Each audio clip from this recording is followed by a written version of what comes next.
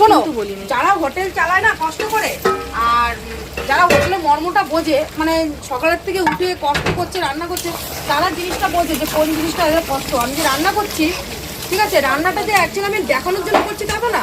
তুমি এসেও দেখেছো আমি রান্না করছি, তো এটা হলো কথা। আমি তোমার ক্যামেরার সামনে থাকার জন্য তো আমি রান্না করছি না।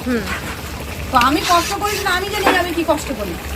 তোর অনেকের কাছে কষ্টটা কষ্ট মনে নাও হতে পারে, কিন্তু ম্যাক্সিমাম মানুষ বোঝে। এটা করার জন্য না সময় দরকার আর ধৈর্য দরকার, যেটা আমাদের আছে। আমি বলবো যে আমাদের আছে।